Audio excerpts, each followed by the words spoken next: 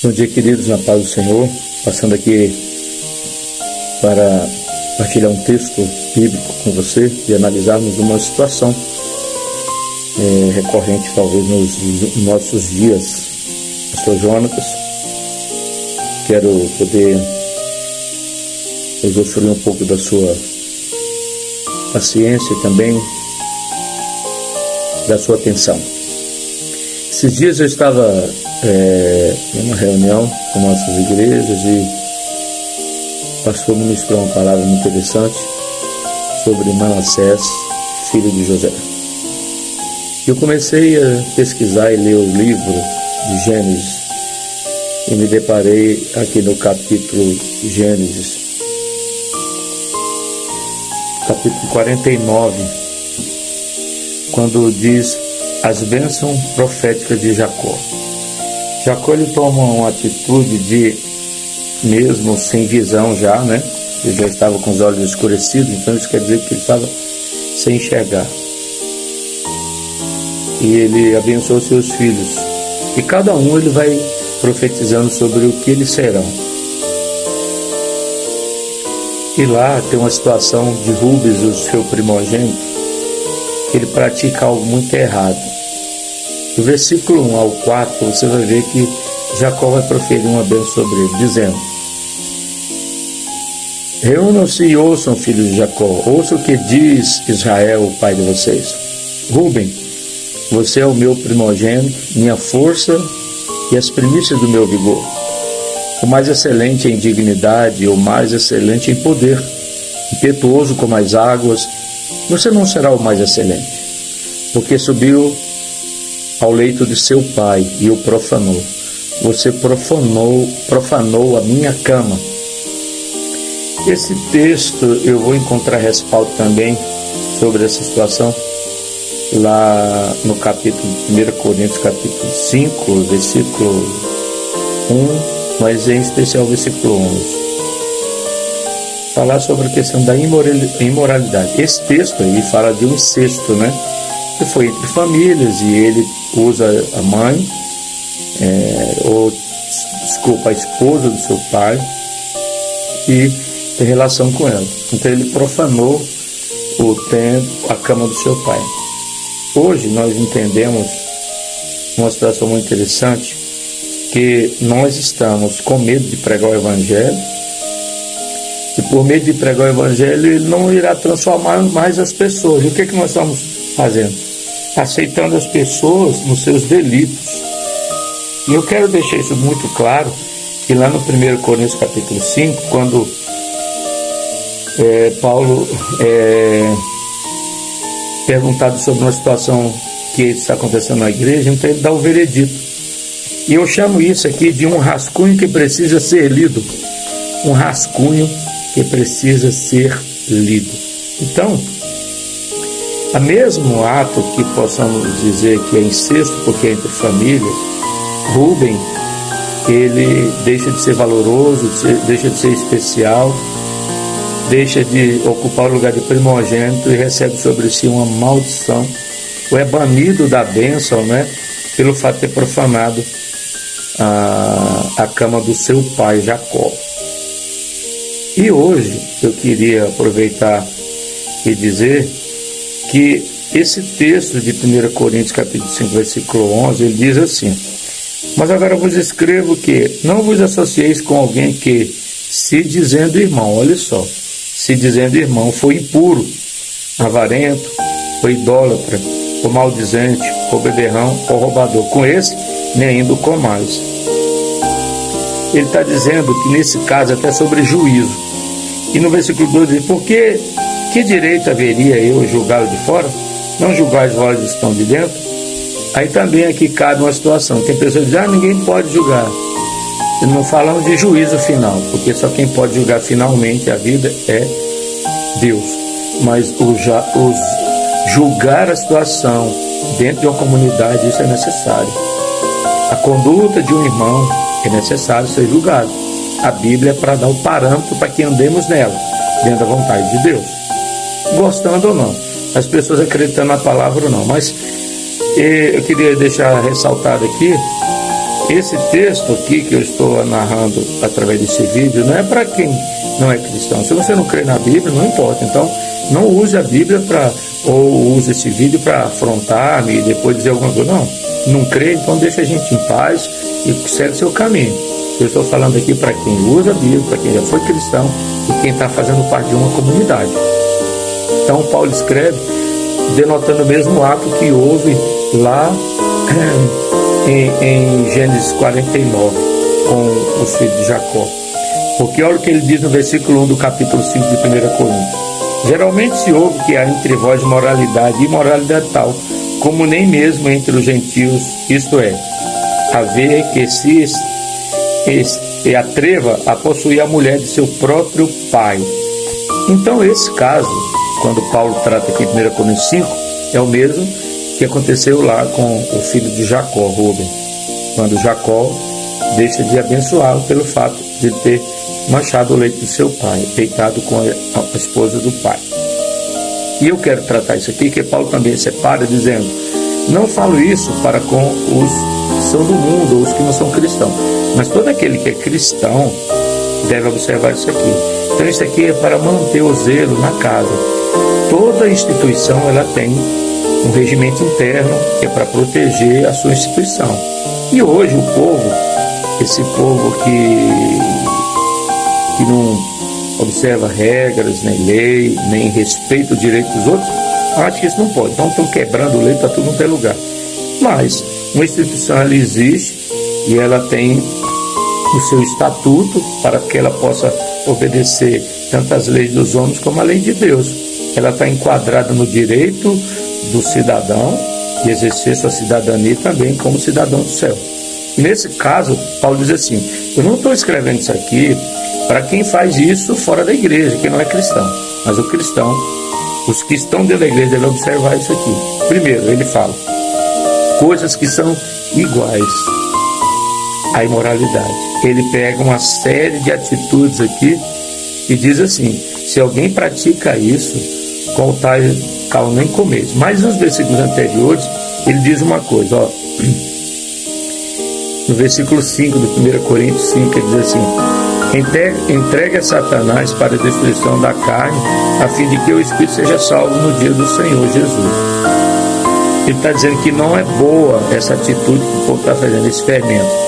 Não sabeis que um pouco de fermento leveda toda a massa, tipo, contamina toda a massa, faz toda a massa crescer. Então ele está dizendo que é importante tirar essa pessoa do meio de vós. E eu digo que não só nós temos tolerado essas atitudes, como temos tornado essas pessoas líderes em alguma situação. Pessoas com essas atitudes, aqui que eu vou citar agora, sendo líderes. Então a Bíblia condena essas atitudes e nós estamos sofrendo talvez por aceitarmos, querendo que, exercendo uma função, essa pessoa seja mudada. Eu acho que é impossível aqui, mas olha o que é que Paulo diz. Porque a imoralidade é o princípio tratado, porém estão em mesma condição essas situações aqui. Ele fala impuros, avarento. O que é impuro? Eu estou falando ainda do não crente. Mas lá vai vir uma série de impuros que dizendo-se crente. Esse impuro é lá no mundo. Mas ele diz, os impuros do mundo, conviva com ele. Ele ainda diz assim, é melhor que você conviva com ele aqui de que com alguém dizendo-se crente foi impuro. Ou dizendo-se crente ser avarento, que é o que tira de Deus ou piora a situação de Deus e da família e da saúde, ou coloca em dificuldade a sua família, ou põe em dificuldade a obra de Deus, ou põe em dificuldade a sua saúde. Ele está falando para isso. E os roubadores, na mesma classe, e os idólatras. Aí ele diz, e os irmãos impuros, que é o que praticam essa situação, deitando até com a mulher do pai. E os maldizentes, está na mesma lista, e os beberrão. Tudo aqui que está sendo englobado agora no versículo 11 é para os crentes. Então ele chama impuro, avarento, roubadores, idólatras, irmão, avarento, maldizente e beberrão. Essas pessoas estão na mesma condição. Você imagina quantas igrejas, quantos de nós estamos levando adiante em desobediência aquilo que pela palavra já foi determinado para fazer? E quando eu vejo essa fala de Paulo, ele diz assim, ó, ele diz uma coisa muito interessante. Ele refiro-me isso não propriamente aos impuros desse mundo, ou os avarentos, roubadores ou idólatras, pois nesse caso nós teríamos que sair do mundo. Ele está dizendo, não é com quem não conhece a palavra, é com quem já conhece, está dentro de uma comunidade, serve a Deus, dizendo ser crente. Ele diz que tem que ser muito severo, tirar do meio, para que no juízo seja Deus julgue da forma como Ele quiser, se vai salvar a alma desse indivíduo. Mas ele diz que deve ser entregue a Satanás o corpo para a destruição, porque a Bíblia diz que quem prostitui peca contra o seu próprio corpo. Você entendeu? Então, como que peca contra o seu próprio corpo? Recebe o juízo. Então aqui fica claro que beberrão, maldizente ou falador. O que é maldizente? Eu vou ler uma nota homilética que diz assim: não vos associeis. No grego significa sunânime gnustai. Sunânime gnustai. Ele está dizendo, os cristãos devem envolver-se com crentes, os cristãos não devem envolver-se com crentes professos que vivem em pecado escandaloso para não diluir o testemunho coletivo. Está dizendo, tire de vós, sai dessa associação que as pessoas praticam isso errado. Grupo onde você está, amigos que fazem você ter uma visão diferente. Ele está dizendo, saia do meio deles. E ele diz assim, mas deve associar-se com incrédulos, porque nossa função é ganhá-los para Cristo e com bom testemunho. Se uma pessoa tem mau testemunho, ele mancha a fé. Então está dizendo, não comais em casa ou lugar, para que todos possam saber que o pecador está afastado da comunhão. O que ele fala sobre avarento? Quem sacrifica o dever de família, saúde e Deus para obter lucro. Quem é um maldizente? Usa linguagem abusiva e mexeriqueira ou mexericada, fuxico. Ele está dizendo isso aqui que é muito sério a gente saber fazer essas coisas. E por falta de sabedoria e base bíblica, a gente está aceitando muita gente com mau testemunho na igreja, liderando, fazendo um monte de coisa, e ainda se esquivando, dizendo, porque eu isso, aquilo, outro. Mas Paulo está aqui dizendo assim, eu nunca vi isso, como que pode? Esse assunto é tão melindroso, é tão sério, que traz sobre si uma consequência séria, como Jacó, ao saber que seu filho tinha deitado com sua esposa, ele tira vamos dizer, as qualidades, os adjetivos que esse menino tinha, que era o primogênito, torna ele muito vulgar. Ele diz ainda, Rubem, você é o meu primogênito, filho da minha força e as primícias do meu vigor, o mais excelente em dignidade, o mais excelente em poder, impetuoso como a água, você não será mais excelente. O que ele diz? E quantas pessoas estão não sendo mais excelentes, mas procurando ter seu valor? Quantas pessoas dizendo, mas eu sou isso, mas eu sou aquilo? Não. Pessoas perderam sua qualidade, seu valor. Por quê, pastor? Porque estão praticando isso. Mas não só a imoralidade, mas beberrão, maldizente, que é o fuxiqueiro, conversador, o impuro, o idólatra, o roubador e o avarento. Isso é na mesma classe. Essas pessoas estão na mesma classe de alguém que deita com a mulher do seu pai.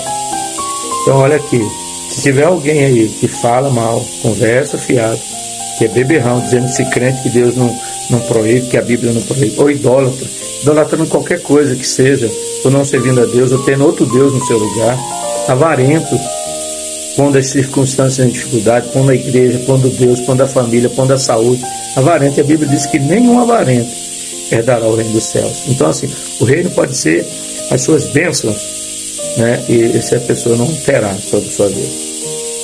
Que Deus te abençoe e que nós possamos estar analisando um pouco dessa palavra.